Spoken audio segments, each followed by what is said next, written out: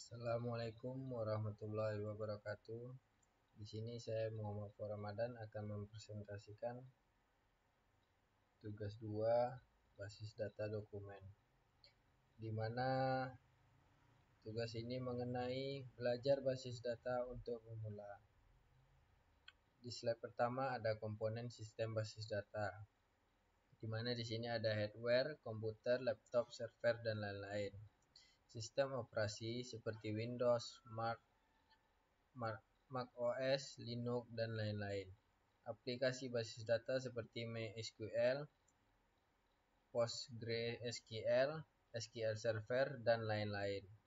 User, pengguna seperti programmer, database admin, end user, dan lain-lain. Aplikasi lain yang menggunakan basis data seperti web, desktop, dan lain-lain.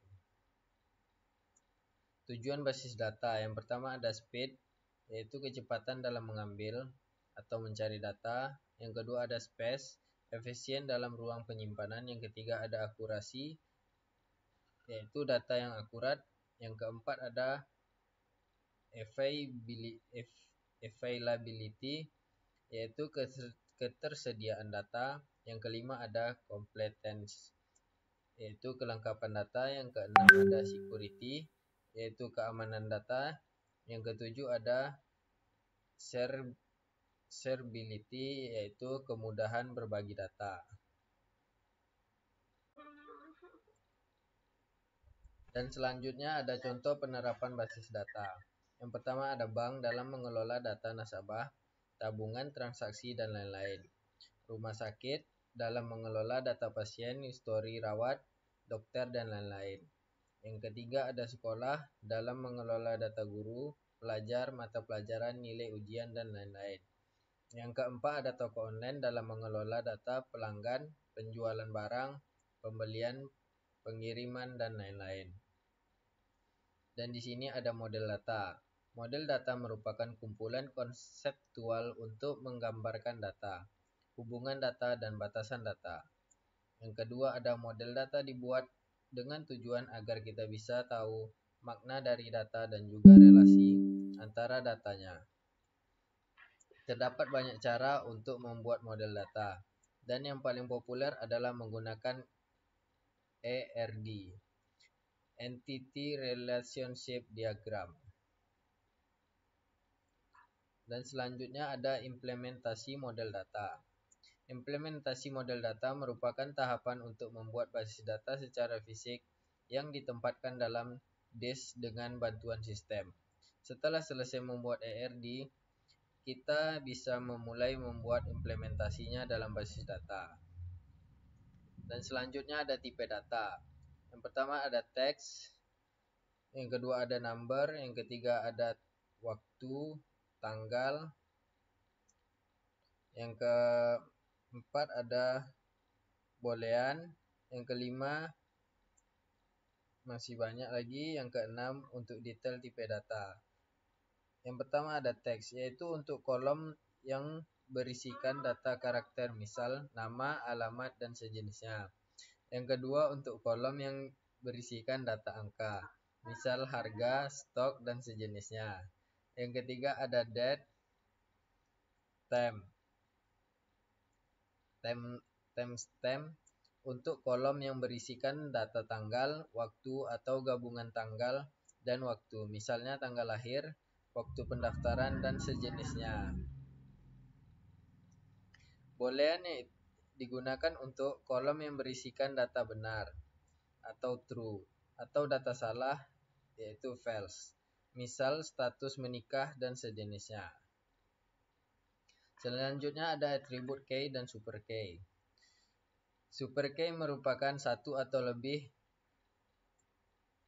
atribut yang dapat membedakan setiap baris data secara unik. Misal pada tabel produk.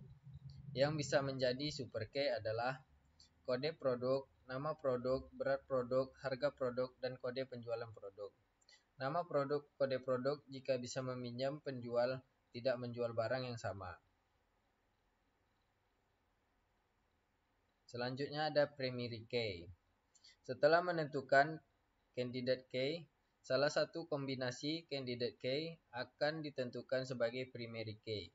Key utama sebagai representasi baris secara unik. Primary key biasanya dipilih pada candidate key yang paling cocok dan paling bisa dijamin keunikannya. Contohnya pada kasus tabel produk. Selanjutnya ada immutable dan mutable table. Yang pertama, saat kita membuat tabel, rata-rata adalah mutable table. Contohnya adalah semua tabel yang sudah kita buat. Namun, pada kasus tertentu, kadang ada tabel yang sifatnya immutable, yaitu tabel yang tidak boleh diubah. Artinya hanya boleh memasukkan data yang tidak boleh diubah lagi. Pada kasus order, sebenarnya idealnya adalah datanya immutable table karena penjualan yang sudah terjadi tidak boleh berubah lagi ketika di masa depan misal terjadi perubahan data. Misal ketika harga produk berubah, nama produk berubah, dan lain-lain. Seandainya misal pada kasus kita ingin menjadikan order adalah data yang immutable, artinya semua data yang berasal dari tabel.